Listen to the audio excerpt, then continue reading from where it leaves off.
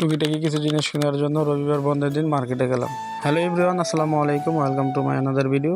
I hope সকলে ভালো আছেন, সুস্থ আছেন এবং নিরাপদে আছেন। মালয়েশিয়া রবিবার বন্ধের দিন টুকিটাকি কিছু জিনিস কেনার জন্য মার্কেটে গেলাম আমি আর বাদল। তার একটি ভিডিও আপনাদের সাথে শেয়ার করবো, আশা করি ভিডিওটি ভালো লাগবে। যেহেতু আমাদের থেকে একটু সামনে মার্কেট, তাই আমরা হেঁটে গিয়েছিলাম মার্কেটে। তো হাঁটতে হাঁটতে যখন মার্কেটে যাচ্ছিলাম, কিছু চমৎকার কিছু জায়গার ভিডিও নিলাম।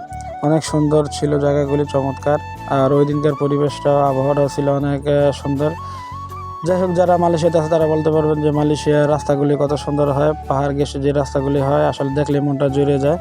যাই হোক, আমরা হাঁটতে হাঁটতে মার্কেটে গেলাম। মার্কেটে গিয়ে অনেক কিছু দেখলাম। এখানে ম্যাগি দেখতেছিলাম আমি, এখানে বিস্কিট সহ কফি অনেক কিছুই কিনলাম। যাই হোক, ভিডিওটা যদি ভালো লাগে তো অবশ্যই লাইক এবং শেয়ার করে দিবেন।